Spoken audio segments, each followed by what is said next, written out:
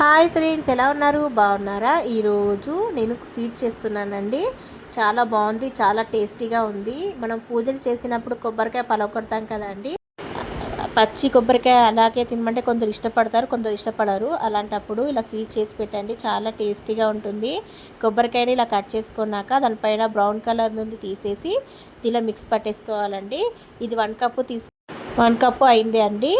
తర్వాత 1 కప్పు ఈ పేస్ట్ తీసుకున్నప్పుడు సగం కప్పు షుగర్ తీసుకున్నానండి. అంటే పచ్చి కొబ్బరికాయ కాబట్టి కొంచెం స్వీట్గానే ఉంటుందని షుగర్ సగం కప్పు తీసుకున్నాను. కావాలనుకుంటే 3 వంతులు తీసుకోవచ్చండి. తర్వాత ఇంకా తక్కువ 2 స్పూన్ల మిల్క్ పౌడర్ తీసుకున్నాను. 1 స్పూన్ నెయ్యి తీసుకున్నాను.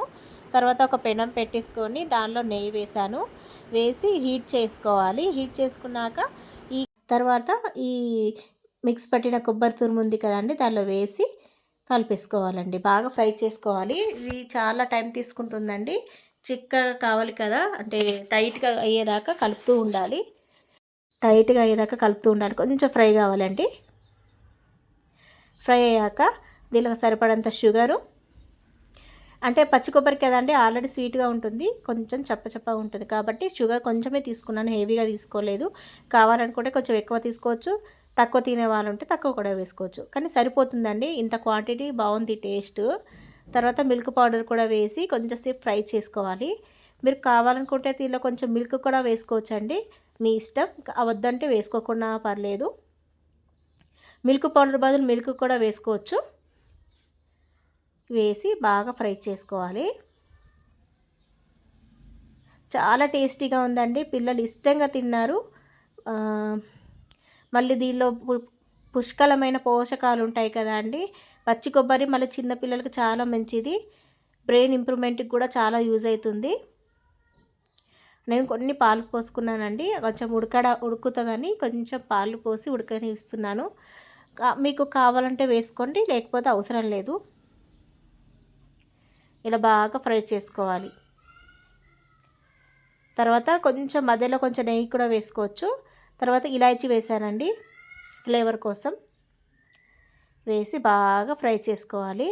ఇది అయిందని ఎలా తెలుస్తుందంటే ప్యాన్కి అనేది విడిపోతుందని, అంటే ఎలా అంటే ముద్దలా వచ్చేసి కొంచెం టైట్గా వచ్చేసి ఇట్లా ప్యాన్కి అతుక్కోదు. చూడండి, ఇంకొక 10 మినిట్స్ అయితే ఇలాగే కలుపుతున్నాం అనుకో తొందరగా వచ్చేస్తుంది. కొంచెం మధ్యలో కొంచెం నెయ్యి వేసి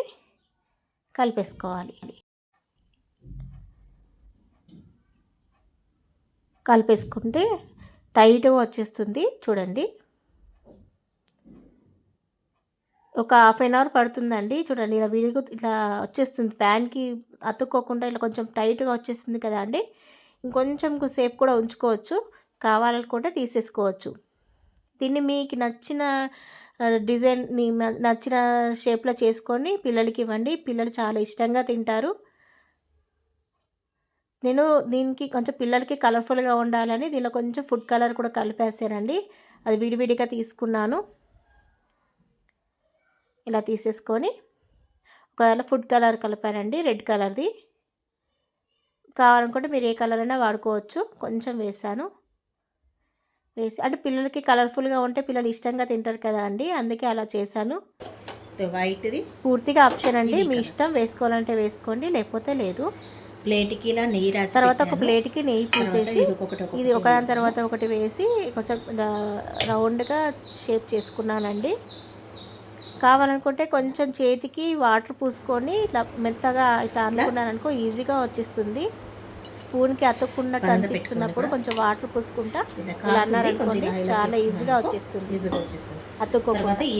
తర్వాత ఈ కలర్ఫుల్ కూడా వేసేసానండి, కలర్ది కూడా వేసేసి స్ప్రెడ్ చేసేసుకోవాలి. దీన్ని ఒక 10 మినిట్స్ అలాగే చల్లారనివ్వాలండి. వస్తుంది. కావాలనుకుంటే కొంచెం మెత్తగా అనిపించినప్పుడు కొంచెం హీట్ చేసుకోవచ్చు. ఇలా షేపులు మీకు ఎలా వీలైతే అలా షేపులు చేసుకోండి అని నేను ఇలా చేశాను, డిఫరెంట్గా ఉంటుందని. మా పిల్లలు వస్తే అసలు వదలలేదండి, చాలా బాగుంది మమ్మీ అని కూడా తినేశారు. ఈ వీడియో కనుక నచ్చినట్టయితే ప్లీజ్ లైక్ చేయండి, షేర్ చేయండి, సబ్స్క్రైబ్ చేసుకోవాలా, నన్ను ఇలాగే సపోర్ట్ చేస్తూ ఉండండి.